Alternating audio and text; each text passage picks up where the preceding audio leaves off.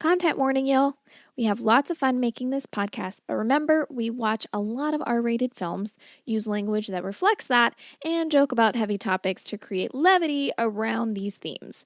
If that doesn't feel safe or could be triggering, please take care of yourself. We want you to have fun listening too. This also means we might not be suitable for children. Oh yeah, and we spoil the end of all the movies we pod about. Thanks for listening.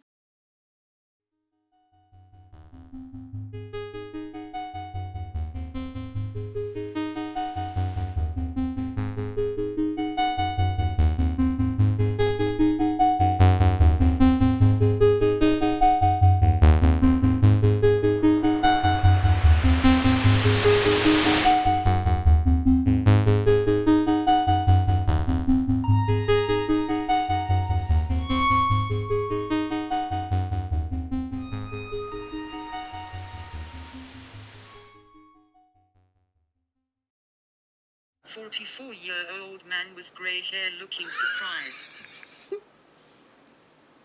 Welcome. Oh, hi. Are you recording? Yep. I'm just like reading. I'm reading my notes. I think every episode now we should warm up pre-recording by talking about Tenet. It's our favorite fucking pastime now. Talking about Tenet. We watched it, 2-3 months ago? Yeah, literally Still it was really like fun to... May or something like that. No, it was at least June, wasn't it? I feel like it was close to my so. birthday. No, I don't think so. Maybe it was June, but it was like late May, early. It was the beginning of Hot Donovan Summer. Yeah. Donovan Summer.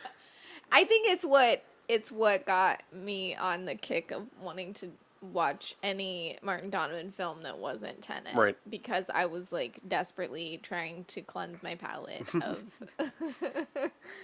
and it's fine. I mean, the movie's not fine. Martin Donovan in Tenet is fine. Like, his performance is fine, but it's only 30. I will never stop complaining about this. It's like, he's in it for like 5 minutes, and all he really does is go, do this. Also, it's, imagine getting, like, the script for it, and, like, the line is, like, you do this hand gesture, and you say the word Tenet. But, like, they're like, the hand gesture is you interlace your fingers, and then as though you're going to make the church for the steeple, but you don't make the church for the steeple. You just make the and then you say, and then you say Tenet, and then that's what the whole movie is. I'm like, and also, like, he's like, just make this hand gesture, and it's your, like, past to the future or something. I don't fucking know. And that, like, never comes up again. It's not anything that he really... It happens... I think it happens, like, at the very end or something. But it happens with the, what are they, weapons manufacturers? Oh. You know, when they scale up to the penthouse and talk to that guy and his wife? Yeah. She does it. Oh, she does? Yeah. I don't remember. Yeah. I feel like that's probably the only time. But yeah. Does maybe Kenneth Branagh do it? I don't think Kenneth Branagh does it. He just... it's nothing.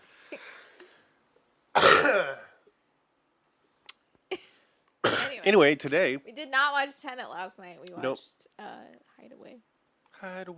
Hideaway. I keep singing it that way, and I'm not even sure what song I'm referring to. I know it's not. Celebrate? Celebrate. Maybe. Celebrate. Maybe. Dance to the music. Hideaway. Hideaway. This movie kind of sucks. Something like that. Something like that. Yeah. 1995. Mm-hmm. Same year as Clueless. Oh, it is. Yeah. Reuniting Jeremy Sisto and Alicia Silverstone. Or was this their first meeting? I don't know. Yeah. It was they either did this one first or Clueless first. But they were both in both movies in the year 1995. So I didn't check dates. Starring Jeff Goldblum. Yes. Christine Naughty Dottie. We likes to potty. Alicia Silverstone. Jeremy Sisto and Alfred Alfred Molina. Molina. I like Alfred Molina. I don't know what it is, but I am like, yeah, that dude's cool. I don't know why. He's never been in anything. I don't think that I'm like, this is an amazing film or this is an amazing, but He seems when capable. he's in something, I'm like, oh, fuck yeah, it's Alfred Molina. Fuck yeah. Oh my God, this is going to be amazing. I don't know why. Yeah. But I can't name a movie he's been in that I've been like, this movie slaps my dick off. Yeah. Like, it's just. Same. I don't Well, know. and he's totally one that I like recognize his name, but I would. You wouldn't be able I'd to pick him out recognize of a him in a crowd. movie, but I'm like, what? I probably just get excited because Oliver I know Platt? exactly. I know exactly who he is just by his name, and that happens so rarely for me. I don't have to think about it. I'm like, yes, I know who that is. Right. Who else is? It always throws. I think he's one that it always throws me off that he's British Yeah. because of his name and racism. My racism. I mean. Oh, yeah. No shit. Well, just to clarify. Is he in? Wow. Oh, sorry. Is he the one in? Frida. Yeah. Oh fuck. With the multiple personality. I think he's in. Oh wait, but which one? I don't know. I can't remember who's in it except for Rebecca De Mornay. It's like a lot of people. John Cusack. Yes. Okay, it is Cusack. I couldn't remember. What's that called? Pruitt Taylor Vince. It's called. Is that Molina though? I think he's in it. Is he the guy? No.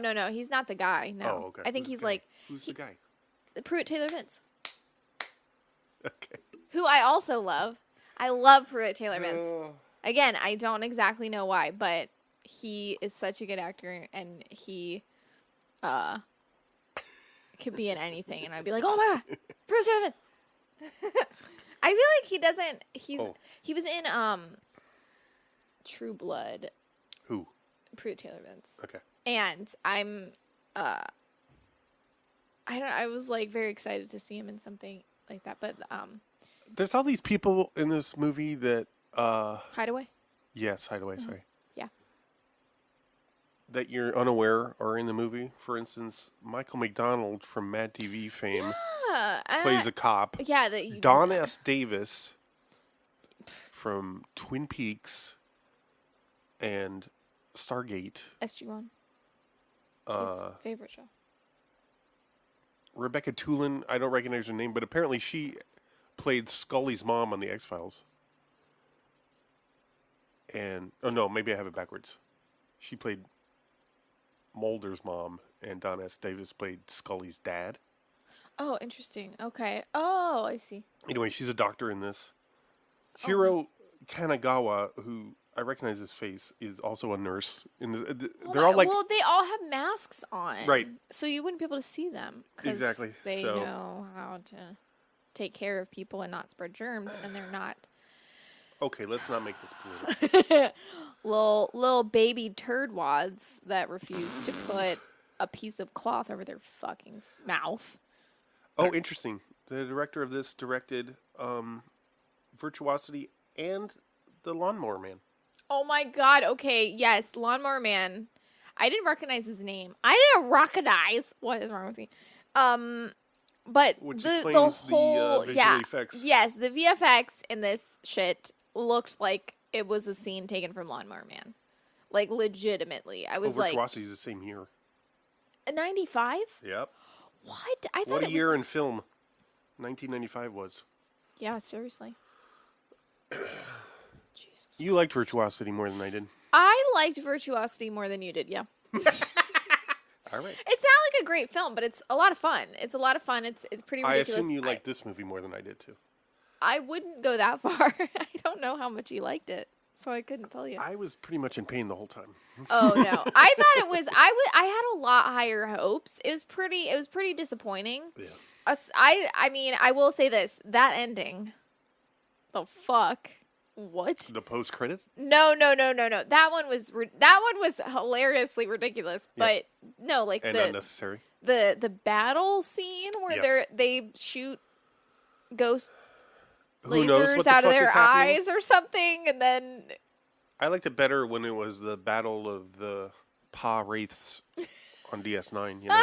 When Jake and, is it Kira, get possessed, and then they have a battle of good and evil. Yeah. Cast emoji. Yeah. Maybe it's not Kira. I don't know if it's Kira, but I think it's Jake and someone. It's not Keiko O'Brien. It's true. It's not. She gets possessed at a different time. After she falls in the wine vat. Did I say the director's name? Actually going to make Leonard? that. What? Did I say that? I don't know if I said the director's name. You didn't say it. Brett Leonard, I think. Also, loosely based, apparently, on a novel by Dean Koontz. Yeah. I didn't know that. Why this film got chosen was because I thought it sounded ridiculous and fun, and it wasn't as fun. It did check those boxes. It was ridiculous. Meet but those criteria. I didn't feel like it was as fun as I thought it was going to be. At first it was, and then it just was like it just stayed ridiculous and was less fun, which is always like disappointing when you're like, oh. So I really wanted to watch it but I'd seen it. I'm pretty sure I'd seen this. As soon as they showed, like, because Jeremy Sisto has, like, the weird, like... altar in the beginning? Yeah, the weird... Not altar, no. He's Hideaway? The sculpture? Yeah, the sculpture quote, of unquote, bodies or something. Yeah, which doesn't... What? Visually makes no sense. And it's not... It's like it looks like a skeleton head or something. Does it? Yeah, skull. I think loosely. It makes no sense. There's so many things that are like unexplained. Correct. Yes. But once I saw that, I was like, oh, they like this is how the movie ends. And I was like, how do I know? I was like, what? I was like, who? For who? I didn't even know Jeremy Sisto was in it. So I'm like, how do I? Because I enjoy Jeremy Sisto as an actor. So I'm like, if I've seen this, how did I not know Jeremy Sisto was in this? Mm-hmm. Or remember? Or know Jeff Goldblum was in this? Or anyone that was in it, I had no memory of. But like, it was weird. It was really weird. I'm worried your mic isn't on. It is on. Okay. Thank you. I just got paranoid. Irrational fear. Can you not hear me? No, it's fine. The senses cannot be trusted. I'm sorry. It's my constant paranoia. Trying a new mic, so of course I assume something's wrong. I like that you're trying a new mic, so you're like, I think your mic is fucked up. Correct. I can't be sure, but your mic. Well, it's the fact that now I can hear myself, so I'm like, oh, this can't. This is wrong. This is bad. Mm-hmm. That's why I'm not actually wearing the headphones over my ears. Oh, I see. Okay. That's why you can't hear me. I do this, and I'm like, I don't know. Yeah. Are you there? I don't know. Are you there, God? It's me. I had really high hopes though. It starts with like he like murders his mom and sister, and like poses the bodies in a praying position. Sigh.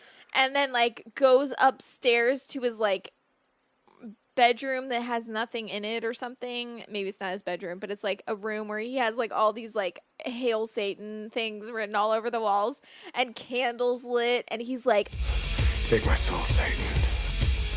Hear me, please. And I'm like, oh, fuck yeah, this is going to be ridiculous. I was like, I love everything that's happening. Yeah. Yes. And then he, like knifes himself in the chest in like the weirdest way possible. He falls on the knife. He literally like sticks it up and then just like jumps on the knife, which is like, what? Okay, whatever. But anyway.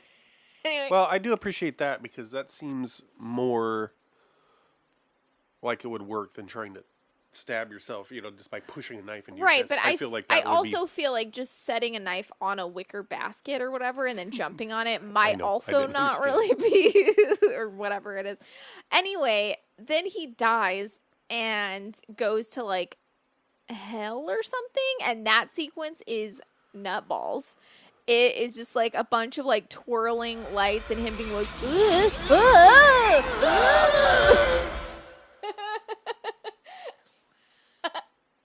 and then the movie And then there's starts. like an eyeball where the pupil is made of wormy, snaky things. Oh yeah. Wormy, snaky things. Yeah, it's very weird and interesting. Is that a pill? It appears to be. Huh. I don't know where that came from. Huh. Okay. So. It's like on The Office when Dwight finds. Anyway, yeah. So it's then like the movie starts and it's just Jeff Goldblum and Christine Lottie playing, barbecuing. Yeah, and like Alicia Silverstone listening to her Walkman. Yep. And she has those fucking headphones that came with them, which are the most uncomfortable shit. The little circles that go sideways into your ear balls, ear canals. Hated those. Sorry about my privilege in being able to own a Walkman in the late 90s. Yeah. For me, headphones, anything that like Apple headphones are not to do product placement because, you know, also like fuck proprietary software. Yep. Ouch. But I can use the Apple headphones, like those are okay for my ears, but the majority of the time my ears are so tiny that like they can't, like anything that's like made for like the ones that like wrap around your ear, they're way too big for my ears. I can't, like they just like hang off my ears and then I can't listen to anything that fits inside, even the stuff that has like the little squishy, gummy, like like the gummy things that I put in there, like they don't fit and they just pop out because my ears are so tiny. I have very tiny ears and nothing fits in them, and it's ridiculous. And no one really understands my plight. So I don't like I like the headphones that fit over your what the fucking shit. Just sounds like. I used to love the ones that you're talking about that wrapped around behind the ears and then go behind your head. I had a pair of those that I freaking loved. I just can't do it. I had some that were just the fit over your ears. Like they didn't have like a They were individual. Yeah. And they just like hung on my ears and like I could like the music was so quiet and they weren't positioned right because I have such tiny ears. You've been listening to Ear Buddies, where we review different kinds of headphones through the decades. I used to get made fun of as a kid for having little ears. I know. Isn't that ridiculous? It is. And kids will make fun of any shit. There wasn't enough. They were like, and you have small ears. I'm like, I get it. I have a flat chest. I'm ugly. I smell bad. And I have small ears. Thank you. Let's see what you look like when you're on the toilet. Oh, God. True story.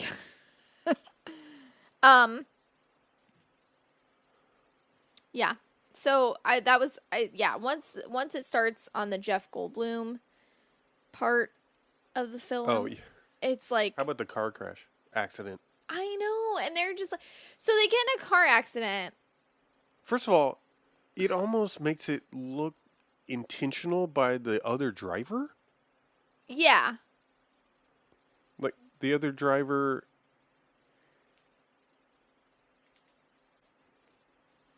Like the other driver is a logging truck, right? And he pulls off the road. Well, but then to me it looks like we're meant to think that he's just waiting for them to come by so he can pull out in front of them. I don't think he pulls off the road. I thought he was. I took it as he was like falling asleep and like swerving a bunch. But see. But it also didn't make sense because there's a big giant truck swerving and they're just like, la, la, la, la, la, la, la. Yeah. We're just driving on the It's wind. my favorite. And then trope. They're like, watch out. And he like turns the car into the truck. Yeah. Like he turns it. He doesn't. It doesn't seem like it's coming head on. He turns to the left. Yeah. To what? I know. Only noteworthy because then he makes a joke when he wakes up and Christine Lottie comes in and sees him for the first time. He's like, "So was I supposed to turn into the skid?" Yeah. And they have a good laugh. Mm-hmm. Through the tears. I swear, I thought. Whatever. So they go off the road. And end up in a fucking roaring. First of all, this takes up too much of the movie. Oh, absolutely.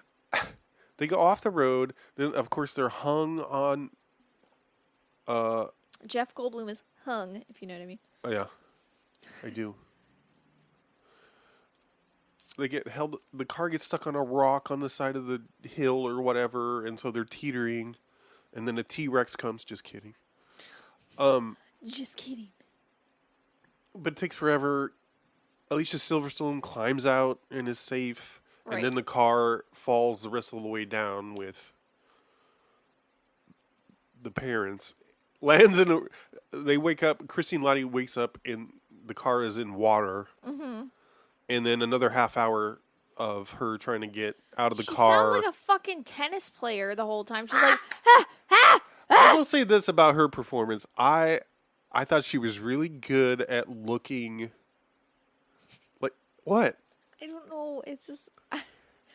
her performance, I thought she was good at looking, and then I just assumed you were going to say in pain or distressed. Yeah. Which was funny. I'm convinced that character is, like, going through some shit. Yeah. I mean, yeah. The character doesn't make sense. The writing doesn't make sense. The dialogue is crap. How about the scene where they're But just... I also like that it's not, like... and she's consistent the whole time. Like, anytime she's doing any kind of struggle, she's like... Ugh! yeah, no, it's true. It's true. So she grunts for like this 20 minutes of like she gets out of the car, pulls Goldblum out of the car. They're in the she fucking just drowns him pretty much. The biggest river known to man, apparently. She just like pulls him out unconscious and then like lays him stomach down into the water and then just grunts the whole time. And then they get rescued. And then like someone finds them and she's just like making weird guttural sounds while no she's just like and I'm like, are you like when she's on the still on the shore, you mean? Yeah, like I'm like, are you supposed to be crying or struggling to breathe? I couldn't tell, and I was like, is that him? Like, it was very confusing. Yeah, then is that when we get the second trippy CG? That we get the second trippy CG when he gets, which doesn't make sense, or maybe it is. I don't remember. I don't remember when we get the second trippy CG because, yeah, like, so Jeff Goldblum dies. Oh, spoiler. And his whole, like, journey is... Through the Stargate. Yeah, is... His, like, Lawnmower Man-like sequence is slightly different because his isn't, like, hellfire. His is just, like, blue light, and his dead daughter is naked or something, right. And comes and is like, no. And where then are you? And then he's supposedly I need to find you. I thought they said he was dead for 20 minutes, but apparently he was dead for 2 hours. Right, 120. Oh, 120. Oh. Like the MTV program. Oh God. Last time they ever played music.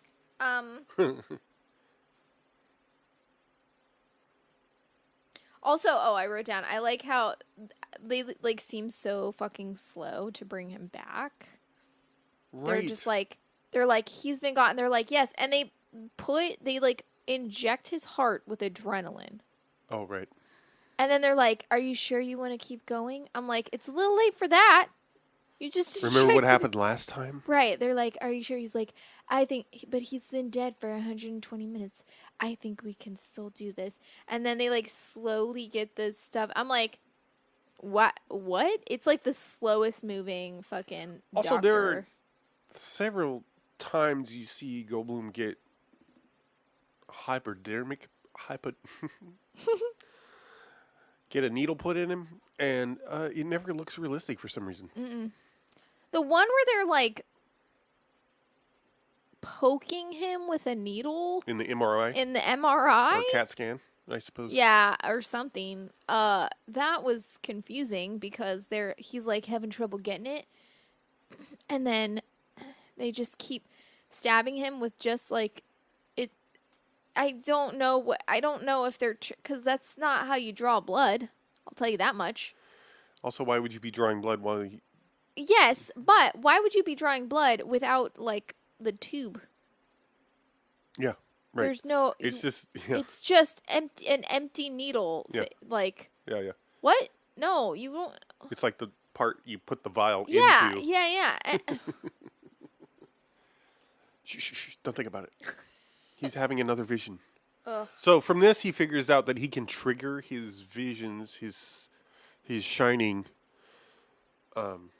if he experiences pain. Yeah. Which comes up later. So, what's he see the first time? It's okay. So he's like cutting up a fucking tomato or something, because like after he comes, like right. before he goes under, he's all like overprotective of Yes. Alicia Silverstone because goes under. like dies or whatever. Goes under the water and then dies under the water. He's all like overprotective of Alicia Silverstone because he has another daughter that died or whatever.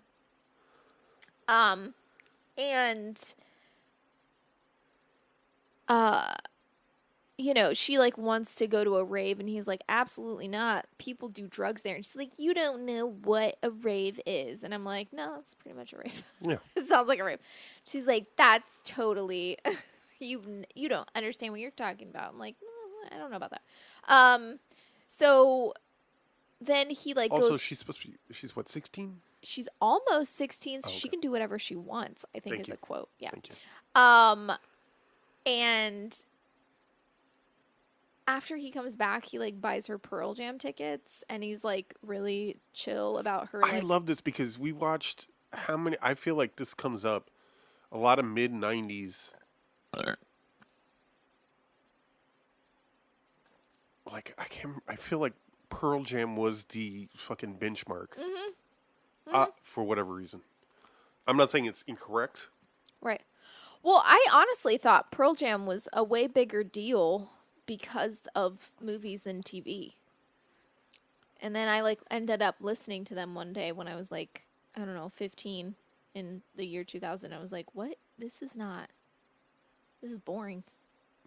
Yep. No offense. So he comes downstairs after he sent his daughter away to a Pearl Jam concert. And First fucked of all, his real wife. quick. Yeah. You fucked my wife? He's like, surprise, your friend is going to pick you up in 7 minutes. No, she says, no, this is the whole, I mean, yes, but she goes, he's cooking stir fry, and she says, there better not be any meat in that. And he says, you're not going to have time to eat it anyway because your friend's going to be here in 7 minutes to take you to the Pearl Jam concert. And then he hands her tickets that he has in his, like, I think he doesn't have a shirt on or something, and He just pulls that out of his bra. Yeah, he pulls it out of his skin sack in the front of his belly or whatever. And then Oh, where he keeps the gold? yes. And then she says, "Oh my gosh." And then she runs away, and you see that she's wearing like Oh, yeah. the weirdest outfit I've ever seen. I don't even understand. It just looks like she has like stockings with like bright red leggings over Leg it. warmers. Yeah, and then But then also, like, a skirt and like overalls, no, maybe? I don't know. Yeah, it was an ugly outfit that It was like wild. there's no There's some screen- wild fashion Yeah. on her. And then she goes upstairs to get ready, and he is just like, "Oh, let's secretly fuck while she's getting ready. I'm like, that's so weird to me. Yeah. Like, your friend's going to You be just here said in it's 5... good. You only have to wait 7 minutes. Also, Don't have sex on an empty stomach. right, yeah. That's 101. We've discussed this. It's hard to have sex on an empty stomach and a full stomach. It's true. You gotta time it just right, man. Yeah, it's like swimming. Yeah, kind of, yeah. You gotta wait an hour. Yeah. You're going to get a stomach cramp. You're going to throw up all that food. Have a shave. Have a shower. Poop. Wash your butthole. Uh-huh. Clean your pee-pee Shave off. your butthole. No. Shower your butthole. No. Well, shower your butthole. And kisses. Shower the ones you love in love. Oh.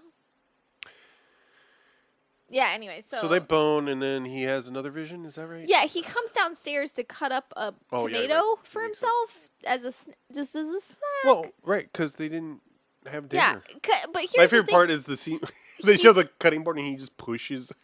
It looks like he pushes all the tomatoes off the cutting board and starts cutting tomatoes. I'm sure it's like pepper or something, but it's like it literally looks like diced tomatoes, and he just completely knocks it off the cutting board and then starts cutting up onto the the counter. Or yeah, like, I'm like, that's how you get bugs, buddy. Do you want ants? Because that's how you get ants. Yeah, exactly. Not to mention that stir fry that never got finished. I know. Presumably I'm like, just bitch, been sitting on the stove. Eat. Also, all the lights are out magically. I'm like, why? They're on timers. But also there's a shot to specifically show us he turns the burner off. You remember that? I remember that because I don't remember that. Like, okay. They want us to know that they didn't want any questions, you know. They wanted us to know that the house isn't going to burn down. That's not the surprise that's going to happen. And he's not high on natural gas. Yeah, correct. Crack a window, Space Ghost. He cuts up it. Well, he takes one slice out of a tomato, and then he starts having a vision. Oh yeah, he's looking out over their pool, and then he goes, and he sees that there's a girl, and she's like, oh no, don't hurt me, and he's like, ooh, I'm gonna hurt you, bitch. And then he cuts himself, and then he slits her throat, and then we don't know that he cuts himself though, do we? Until later? No, we see okay. he like cuts. He like goes to cut her, and she like moves, and he ends up cutting his own arm. And then Christine Lottie runs downstairs, and he's just like bleeding by the pool, and he has these like giant gashes in his arm where he cut himself, and she like takes him to the sink and rinses his arm out. She's like, we're gonna have to get you stitches. Oh my god. Oh. And then after they like rinse his arm off, he just has like little tiny healed up scratches, and I'm like, what? So he's developed the power to heal? Yes. And yeah, but that's like never addressed, never talked or about, discussed, but shown several times. Throughout the movie. Anytime he like injures himself or anything, his shit heals, and it's just like whatever, and no one talks about it or cares about it at all. Yeah, it's not really relevant. Nope. I liked how Regina comes downstairs and he basically just bitches her out. He was like, "Not now. Go back to bed. I'm sorry I woke you up. Everything's fine." Yeah. No, that's pretty accurate, though. Thank you. To parents, I mean. How parents act. Well, it is They're accurate like, to me. I'm a child and I'm worried. They're like, fuck you for having an independent thought. I hope that you grow up to have shitty fucking children. That's how parents act. It's also how I act if there's like a loud noise and I probably say ow, and then you're like, "Oh God, are you okay?" Oh, and I'm yeah, like, totally. Fucking, I'm fine. Jesus, lay off me. Literally. There'll be like a loud noise, the sound of glass breaking. You go, ah! And I'm like, oh my God, are you okay? Nothing. Fine. No, are you okay? Nothing. Baby, did something happen? Nothing. Keith, can you let me know if you're okay? I'm okay. I'm fine. Oh, God. Are you okay? And then like 30 seconds of silence, and I poke my head into the room and I say, I'm okay. I roll my eyes on my way out. so accurate. It's a knockout.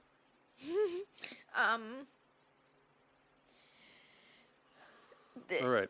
The annoying thing about Christine Lotte's character for me is that she just like. So okay, I don't think we actually explained. So Jeremy Sisto dies. Like, and then we get taken to Jeff Goldblum's life, which seemingly has nothing to do with any of the whole, like, Jeremy Sisto kills his mom and sister and then kills himself and then goes to hell. It's not clear in the opening sequence who he's killed. And you also get this POV of the person coming home to find the dead. Well, I assume they're his mother and sister just because the person who comes in and finds them is then like, Jeremy, where are you? Which is funny that Jeremy's character spoke in class today. What? Jeremy spoke in class today. Inspiring a generation of school shooters.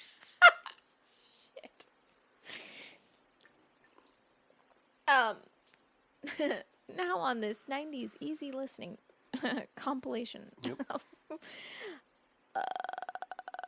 So Jeremy, see, this is something I appreciate because Jeremy Sisto's character being named Jeremy makes it very easy for me to know that his name is Jeremy. I remember that Jeff Goldblum's character is named Hatch because I thought they were saying Patch at first, and so I was like, oh, yeah, anytime. Patch Adams is a piece of shit, and that's how I. I was like, oh, is he a shitty doctor too? Anyway, Nope, that's Molina's character. That's true. So, anyways, so then after Jeff Goldblum dies and gets brought back, when he has his first like vision and sees like the girl getting murdered, he doesn't know what it is at first, and then after a while he realizes that he's sharing visions with this person that kills people who happens to be Jeremy Sisto, who we saw die in the beginning. And Christine Lottie just like doesn't believe him at all, which is like so shitty in a lot of ways. Yeah. Like he keeps being like, something's happening to me, and she's like, yeah, you're a fucking psychopathic crazy son of a fucking bitch, and I hope you die in a fire. Like she's just like so shitty to him about it. She just keeps telling him that he's making it up. It's very weird to me. Like she doesn't believe him. She's really shitty to him. She tells him that he's making it up in his head because he's like, I'm really worried for the safety of our daughter. And she's like, you're making it up in your head because your other kid died. So you're making up a whole scenario where you will be able to protect your other daughter and none of it's real. What? I mean, it ends up where they have like some weird, like you find out that Alfred Molina's character who brought back Jeff Goldblum is the father of Jeremy Sisto's character, who like when Jeremy Sisto killed himself, he brought him back. And so that's how they're sharing a link, is that they both had this procedure done that brought them back. And so, then they have this weird battle and it makes no sense. And then whatever. But when Jeff Goldblum figures everything, like Jeff Goldblum like does research, figures everything out. He's like, I'm sharing visions with this person. Here's where they are. Like they're obsessing over my daughter because we can share, you know, like Jeff Goldblum doesn't just see what Jeremy Sisto sees. Jeremy Sisto also sees what Jeff Goldblum sees. So he starts to like track him down. But like people are like dying and shit, or like going missing. And so Jeff Goldblum's like, this is really sketchy. And the wife's like, okay, but nobody's dead yet. And he's like, yeah, they are. And she's like, no, they're missing. Right. What? Why would that be like less worrisome? Like, why would you be like less like afraid of like someone going missing? Well, also like, when he calls one in, and because he sees a scene in a car where our killer has got a young lady in the car with him, and they're driving, right? And then he pulls a knife on her, and she jumps out and turns into the grapes lady, the lady that fell into the grapes. She's like, That's the joke I was going to make. Apparently she dies anyway in Goldblum's vision. Yeah. She also then turns into Regina. Yeah. And he says, Regina, and then Jeremy Sisto says, Regina? But he calls the cops, and then we see the scene on the side of the road. Yeah. Also, there's this shitty detective character that's in like barely 3 referenced. scenes. Yeah. Quit doing that, guys. Big Little Lies. And then Goldblum shows up there, and the detective is like, "Oh yeah, you saw this? You had a hunch? Yeah. But there's no body." Yeah. Which, is that ever explained? I don't remember that being... Well, what do you mean? Where's the body? Why isn't it... He takes them all. He takes... oh, right, they're part of He takes them all, puts them in his, like, skeleton head sculpture or whatever. Maybe that would be a skull, but whatever. And... A skull. Sure. Oh, my God. Damn. Missed opportunity there. Damn. Wait, isn't there something... I think they're way better in Jeepers Creepers. Yeah. It's a pretty good movie. Yeah. Jeepers Creepers. Yeah. I'm interested in seeing the sequel. I don't think the sequel's any good. Because they do the thing, because they're like, every 27 years he comes back. And then they do a sequel like 2 years later, and they're like, every 27 years, and then 2 years after that, he comes back. So, oh, fuck. Okay, so I want to reference that at one point he calls himself Visago. Oh, yeah. That only comes up once, I feel like. No, it definitely comes up multiple times. Okay. Some quick research. I meant to do this before recording. Yeah. I was wondering why you were not responding to anything I else. know, I'm sorry.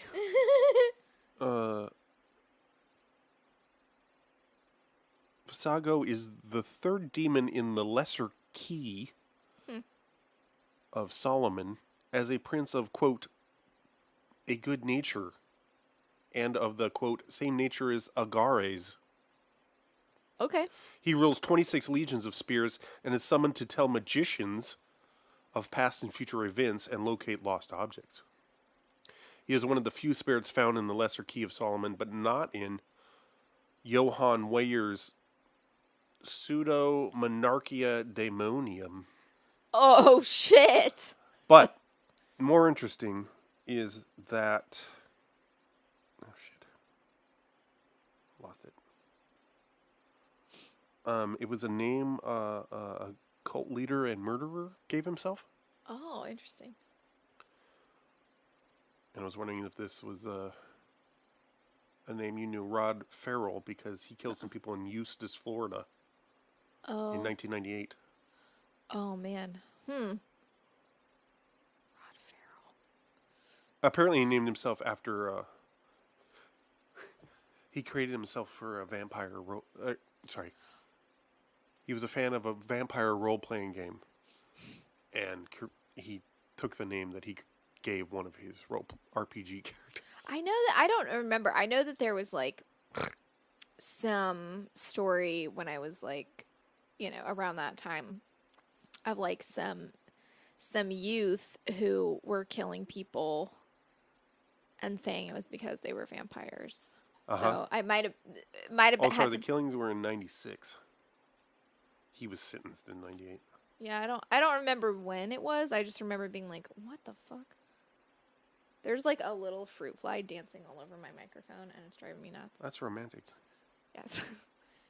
Dancing with myself, dancing with my... Anyway, I want to say Christine Lottie's character, when Jeff Goldblum is having his little meltdown, because he's figured everything out, and he's, like, gone, and he's looked, and he's found the guy, and he's like, he's coming after our daughter. Yeah, I mean, he does buy some guns without consulting his wife. She does have a right to be like, that's fucking weird and not great. I agree. Also, he's like, let's give one to our daughter. Yeah, okay. She has every right to be like, dude, no. I mean, to be fair, he does say, I want you guys to take lessons so you can Okay, fine. That's better than just being like, here, Here's a gun. here, 15-year-old, almost 16-year-old who can do whatever you want. Take this gun. Anyway. You can't legally drive or vote or drink, but here's a gun. You can kill somebody. Anyway, well, it is America, so that's how it works. Anyway, he says something about calling the cops. I know what he looks like. I should call the police. No, I should call the police. I should call the police right now and have them lock you up in a fucking loony bin. Or, I don't know, maybe I should call an exorcist. Tell me. And I was like, you were like, that's not how it works. And I was like, no, that's exactly how being a white woman works. That's 100% how they think it works. Oh, yeah. White women are like, oh, I'm going to call 911 and I am absolutely going to have you put in a mental hospital. And it's like, no, that's not what happens when you call 911. Yeah. Did you know that the police don't put you into a mental hospital? They just shoot you. And then they say, I don't know. Well, he's upper middle class and white, so ish. So ish, yeah. Good enough. Just getting my notes. That's right. In this house, we used pen and paper. Oh, yeah, you kept singing, soon, back together. Or maybe you did it one time, but the whole time, God. The back soundtrack together for this soon. is so tedious and undynamic, which fits the movie. Well, yeah, I was like, man, this could have been a really, really, if they had gone heavy on the religious imagery and had actually used interesting, like, industrial music for it, this could have been a To Die For. Isn't that the one with the Elfman soundtrack where it goes back and forth? That was so good. So fucking good. Right. That's what like, if they had done something, if they had actually used, like, real, like, good sounding industrial music, and they had gone heavy on the religious imagery instead of just being like casually mentioning that his name is like Visage or something. Visage Noir. Yes. It's horrible. Is it? I don't know. Yeah, no, it's kind of just like constant, like. Also, I mean, indicative is when the club scene. Yeah. Where Jeremy and Regina meet for the first time, and there's this two dudes on stage. One guy you see him bobbing really hard back and forth, and he's fingering so fast on the neck of the guitar, and all you hear is it's like drone basically. What he's doing is not what you're hearing. It's like he's trying. There's like a drum machine happening, but it's like he's trying to play that, and it's like, no, that's not what's happening. No, it's like they're trying to match up the what sounds you're hearing. Maybe that's what he's doing. That would make more sense visually, right? But it's not, because his fingers don't line up to what is happening. Because I was like, oh no, but it seems like they're trying to imply that that's what, like they're like, make it look like he's. I don't know. Yeah. I mean, obviously, what happened was he's pretend playing music. And then afterwards, they were like, let's put music in, and they didn't bother. Or they were just playing whatever they play, and then they replace the sound. Yeah. But I also want to say, like, it's that combined with,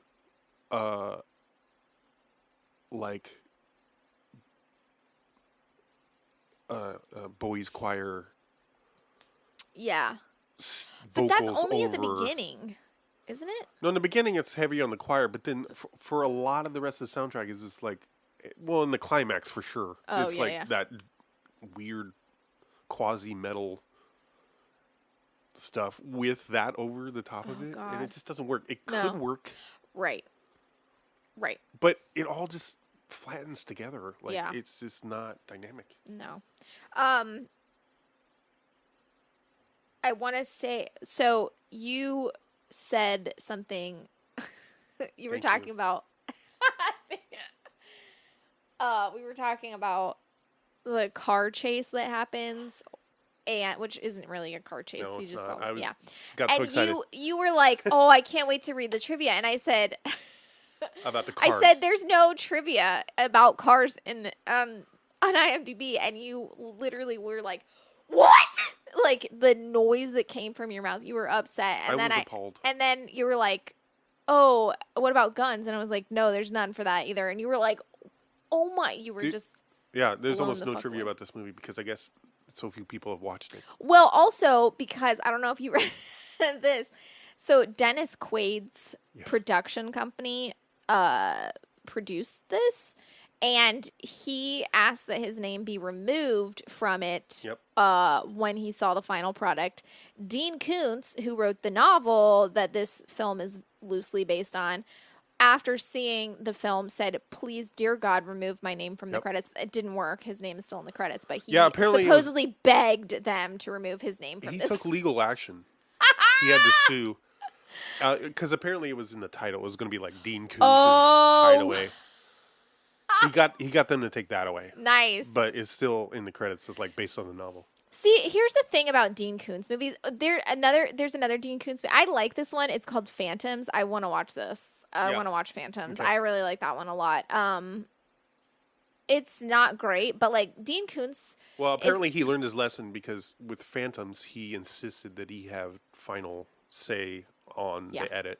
Yeah. He also, I think, wrote the script for that one too. So, which was weird to me because like he's credited as writing the script and it is vastly different than the book. Like I read the book before I saw the movie. Oh, really? Which doesn't usually happen for me. And I was like, this is not this is not like that.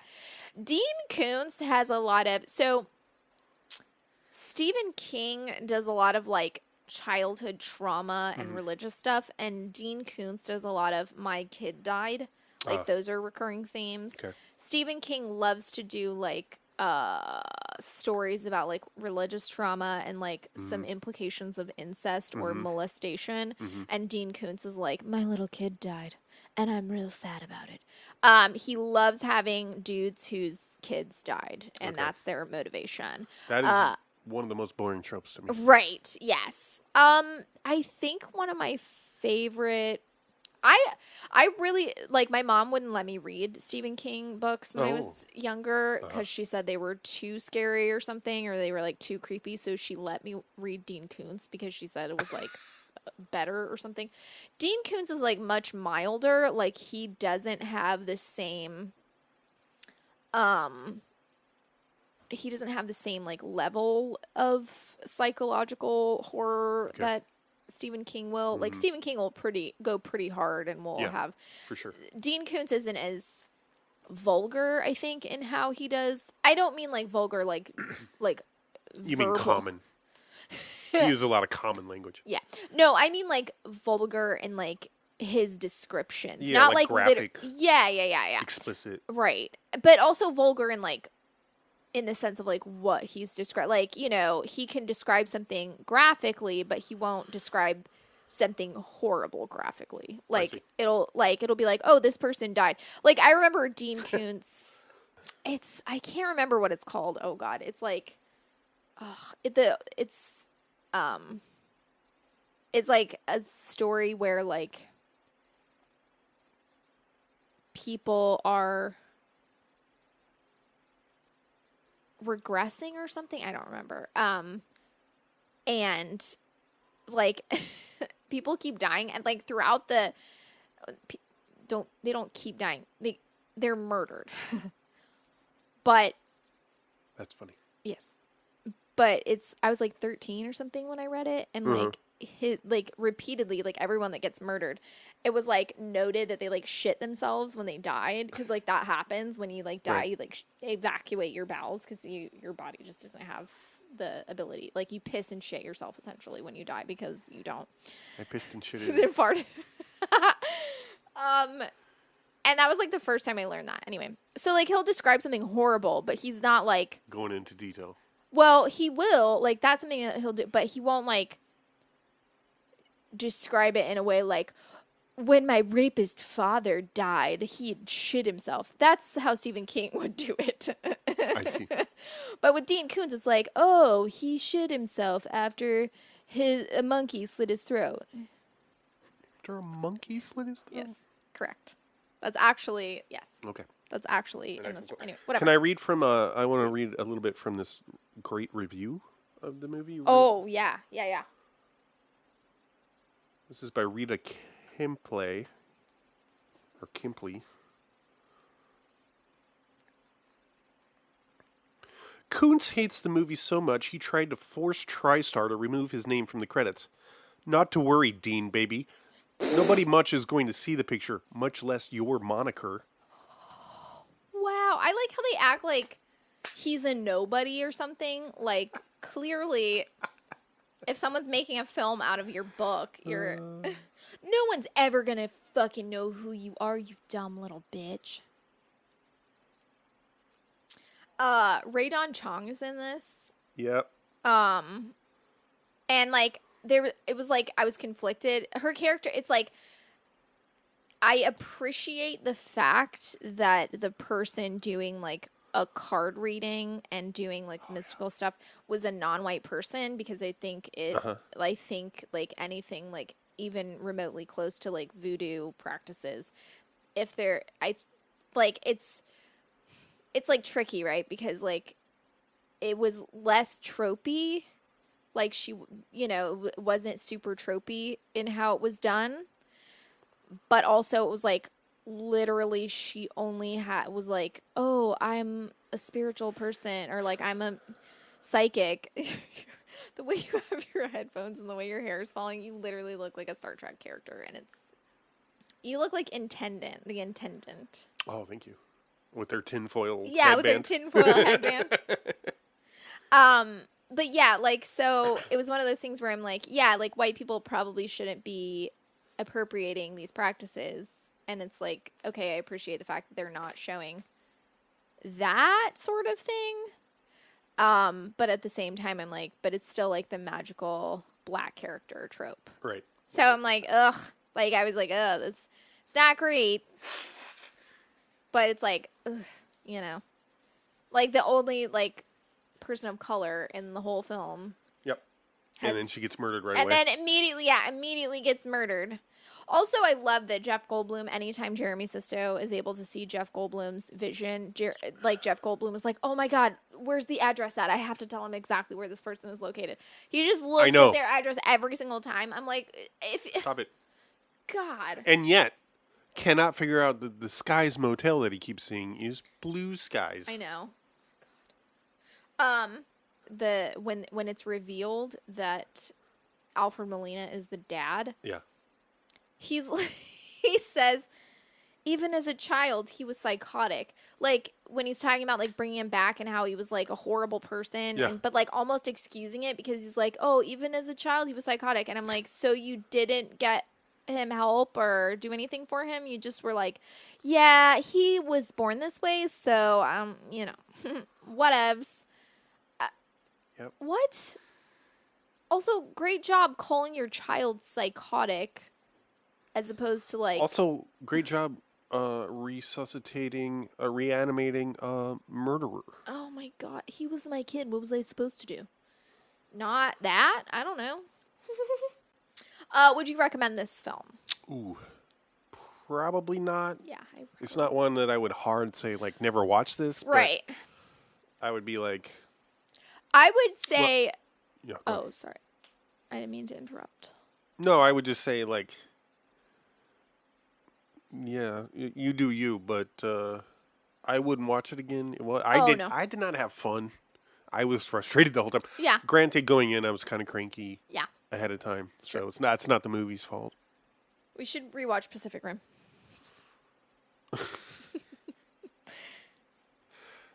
It was my time in the month when we watched that the first time. You were so mad about it. You were I loved that movie and I thought it was so much fun, and you were just like, this is a stupid movie and I am really annoyed. And I was just like, oh. I'm so sorry. It's okay. I know how heartbreaking that is. Well, Sometimes. it was more that I was just like, what didn't you like about it? And you were like, I don't know. I just didn't like it. I refuse to talk about it. Yeah, you were just like very much like, it doesn't matter what I didn't like about it. I just want you to know I didn't like it. I hate the stuff that you like. And it was like, there's so much fun stuff in it that I was very sure that you would enjoy. And you just like, you didn't even care like Ron Perlman was in it. You were just like, nope, don't care. And I was like... I think I was mostly pissed off because it was the first movie in which I saw Idris Elba not doing an American accent. Oh, God, you were... That threw my whole shit off. You were really... That threw my whole shit off. You were upset to find out he also, was not American, which is shocking to me. And you were just like, no, I don't... No, that's not okay. It's also got that guy from Torchwood. Uh-huh, yeah. Okay. Owen. Owen. Owen. What are you doing? Mm-hmm. That's my Welsh accent. Would you recommend? I would recommend if you're looking for like a really, really, really nonsensical, ridiculous 90s movie that like you just want something to like make fun of or like laugh at. This is great. I found it hard to pay attention to. Yeah, it was a little hard, but I feel like there's a lot of and stuff. I wasn't even drinking. That's why it was hard for you to pay. Oh, shit. So here's I don't think that you liked the certain aspects of it that I liked the okay. I don't want to say I liked the music because I didn't really. I thought it was like very clear that they were just trying to like. It seemed to me like it was people being like, oh, there's a scene called industrial and we want to try to show what that looks like without listening to what it or like just like the first industrial band that they came across. Yeah. They just like put them on the soundtrack as opposed to like finding more out about like clubs and scenes and things like that and they just like put stuff on there that was like or they were like, how do we make our own music that sounds like this but is more palatable for grown-ups that don't want to hear it. It felt like that. So that was kind of enjoyable for me. I always think that's really funny. Yeah, right. To when they are like, oh, this is some real hard metal music and it's just like a strong bass line and you're like, that's not. Yeah. That is not metal. Right. You're like, boom, boom, boom, boom. You're like, so that's something. That's not metal. It's not really hardcore, It'll just be like really, really soft sounding. Yeah. And you're like, this isn't. Because, you this can't isn't be too hard. Right. Yeah. You're scare people away. Right. Well, I mean, I feel like in the 90s that was the case. And I feel like I think a movie that does like one of the and they do a good job because their casting call was for these like people to show up in costume. But the Matrix. Yeah.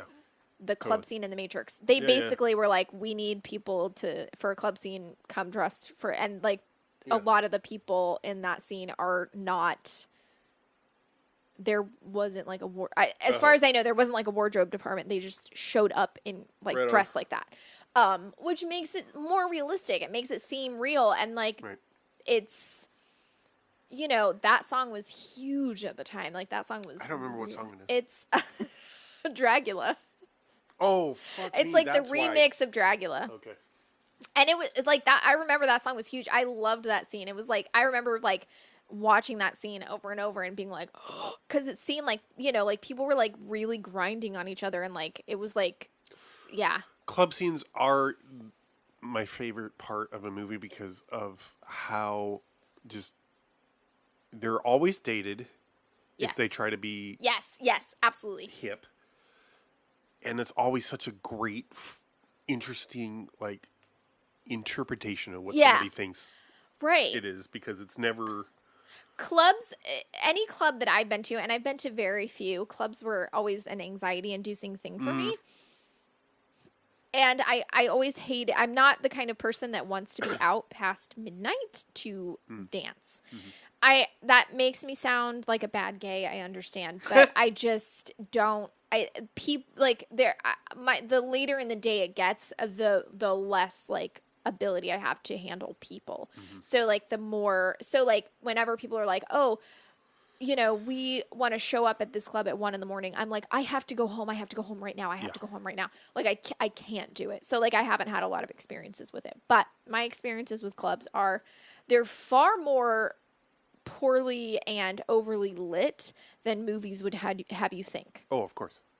There's a lot of there is neon lighting, or there'll be the strobe going when music is playing. Yeah. But they also are fully lit at the same time. Like it's very rare that you're in a club that is just, strobe lights going. Anyway.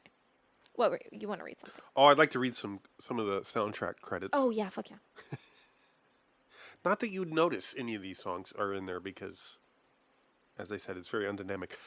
Go to Hell, performed by KMFDM. What? Scum Grief, Deep Dub Trauma Mix. God damn it. Performed by Fear Factory. Peep Show, performed by Miranda Sex Garden. Reverberation Nation, performed by Peace, Love, and Pitbulls. Lung, Bronchitis Mix, performed by Sister Machine Gun. And Nile, or Neil, as in nihilism, performed by Godflesh. It seems like those got on the soundtrack based on their titles. Right. Yeah. I feel like some of the music. Scum Grief, Deep Trauma Mix is my favorite. I feel like some of the songs that they played, usually the ones they played very briefly. Like, I thought the one that played during the credits wasn't too terrible, personally. Like, it's not one Opening that I... or closing? Closing credits. I remember. It wasn't one that I'm like, oh, this is the fucking best song I've ever heard in my life. No, but I was like, oh, this actually sounds like it could be, like, it might have gotten played in a club at some point, you know. I could believe that it had. Some of the music wasn't, but it just didn't sound, like, it didn't sound... I take issue as someone who has listened to music in my life. I usually take issue with how things are presented as hardcore or what is presented as hardcore in anything mainstream. Yeah.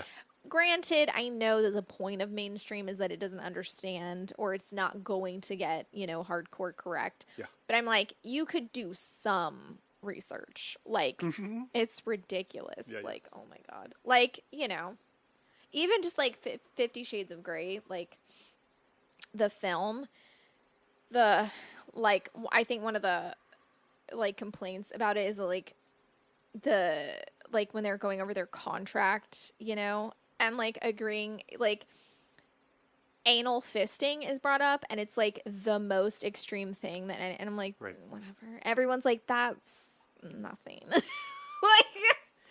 I mean, like, yes, I don't necessarily want to fist in my ass, but I don't necessarily think that I think people don't know what fisting is. I think when people hear fisting, they think you're literally like making a fist and just like forcing it into someone's asshole. And it's like, no one's doing that. That's not what fisting is. Well, I just like that it's like presented as something very extreme, even though it doesn't even involve BDSM tools. Yeah, exactly. Anything. Right, and like truly, you don't have to practice BDSM to do any sort of like fisting practices. It's just some people just like it. Yeah, it can make someone have an orgasm, and it's a big deal. Like, and it's really not as extreme as it's made to seem. It's just like the term sounds so vulgar. Yeah. And that's really all it is. Anyway, I'm sure you'll be cutting that out of. No, just for you, I'm going to keep it. We didn't really talk, I mean, we referred to it, but the final fucking showdown scene. You said, I wrote this down because like the, they like, the things they see when they die, they then at the very final scene, they like shoot, not at the very final scene, but the final battle, they like shoot them out of their eyes and they like fight each other while they're fighting each other, which makes no sense. And I don't understand it. But Jeff Goldblum's, you were like, his start coming out because like Jeremy Sisto's comes out and his are red, and then Jeff Goldblum's comes out and you said holy eels. Oh yeah. Anyway, yeah, the final scene. That really felt like it reminded me of some video games I played. The battle. The battle, yeah, like something out of Bayonetta or something. It seems very like a game that's based on an anime or something. But so, enough it makes sense. Mm-hmm. Oh, also, when Goldblum visits Ray Dan Chung and gets the reading, and she's like, there's a purity inside you that you need to surrender to. And then there's another card, and she says, your weakness would bring about her death.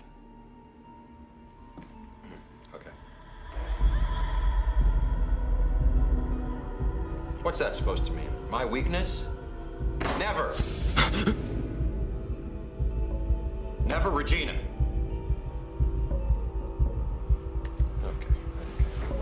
Okay. You know, you tell me to surrender, and then you say my daughter might die? Bullshit! There's another energy around you. That's irresponsible bullshit! It's never really explicitly talked about, but I mean, clearly the implication is this one guy that Jeremy is like inviting in evil, Right. Satan, demons, whatever,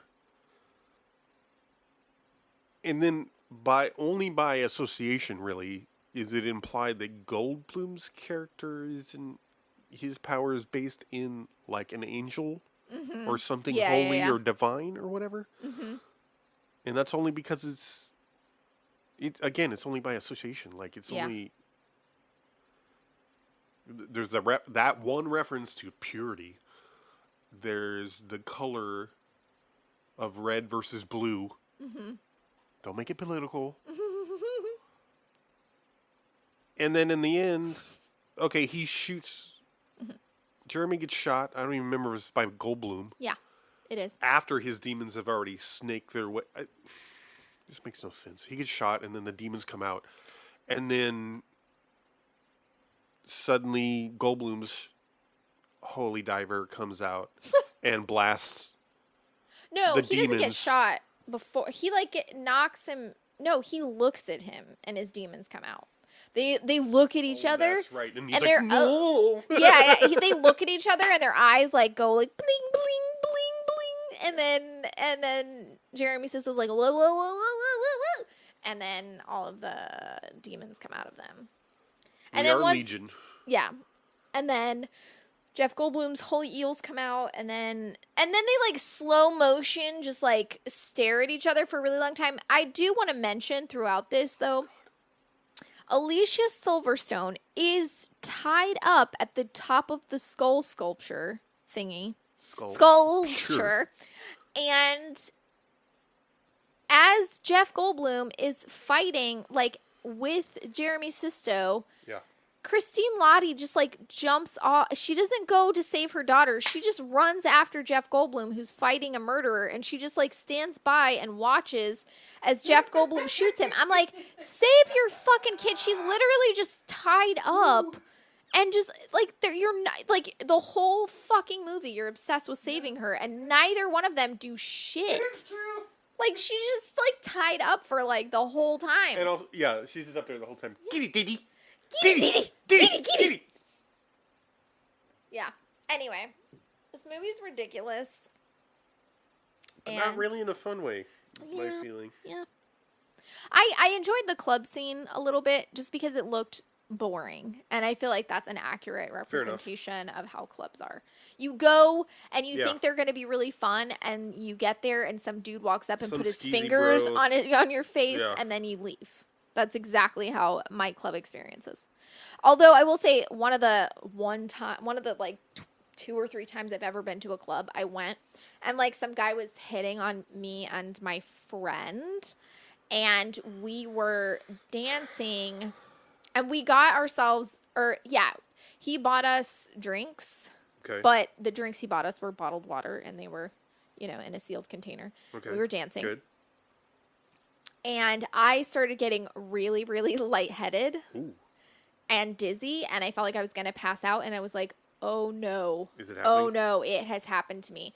And then I realized that I had not eaten since like breakfast, and it was like 1 a.m, and I was like, oh, okay. I probably just lightheaded, and I was fine. I had more water, and I sat down for a minute, and I was like, oh, I'm fine. But it was truly one of the most terrifying moments, because I was like, it's happening to me. But it didn't. It's a horrifying story because, but that's what being in a club is. I just want to, right. That's what being in a club is like if you are, if you present as are perceived. Yes, or perceived female. Right. Or I will say, or present as, like, because you don't, if you just do anything that's like femme-like in any way, if someone reads you, they're going to be like, okay, target Rufo. acquired. Yeah. It's not safe for anyone out there. My quick research tells me that Jeremy drives a early to mid 70s Pontiac GTO. Little GTO.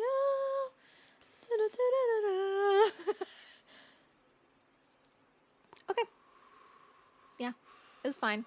The movie, I was sad because I've been wanting to watch this for like at least a month, and I've been so excited to watch it, and I watched it and it was very dull.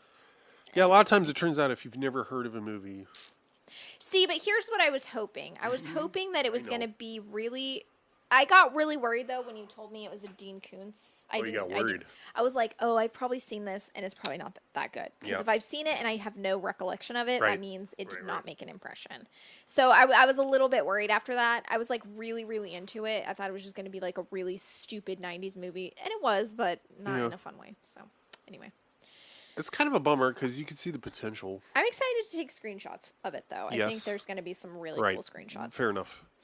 It reminded me of, like, Gothica. Oh, God, right. Gothica is one. Oh, God. That, like, could have been very interesting. Right. It was terrible. Makes no sense. Leaves it open-ended, which no one wanted because it's stupid. Same with this one. Yeah. Right. Yeah. Well, it doesn't, because after the credits, there's a scene where they once again revive Jeremy Sisto, and once then again, I'm asking you to revive my murderous son. And then he slits the doctor's throat that revives him, and then Jeff Goldblum wakes up and says, "Oh my God, it was just a dream." And then they start doing their movie game where they just name people and then name an actor, and then a movie they were in, and then they just go back and forth with that, and it's really stupid. Yeah. Except for like at the first time they do it, and when they end up doing the red rum. From The Shining, and Lottie goes so hard. It's true. It's true. All right. Yeah. Thanks for listening. Yeah. Thanks for listening. Oh, made you say it. Fuck off. We have a Patreon. Patreon.com/ZNK Pod. Yes. We'll say that's what it is. I literally write it like every other day, and I have no idea what it is. Follow us on Instagram, ZNK Pod on Instagram. Rate us on Apple Music. Yes. It seems to really... Yeah, it boosts us. It gives us a lot of... Yeah, it helps us a lot, and we really appreciate it. If anything, we appreciate it. Don't forget that we said this. I think we said this. We always come up with an idea and we like say it once and then we think that's good enough and then we don't say it anymore. But if you would like to recommend a movie to us, you can email us at z.and.k.pod@gmail.com. If you got suggestions. I mean, you can also like message us on Instagram or anything like that. Like you can any way that you can message us, you're available to do so. And if you into those DMs. If you are a patron and you make a film suggestion, priority. It will take priority. So subscribe to that, and we'll be more likely to listen to you. Thanks for listening. Yeah. See ya. Tell them Vasego sent you.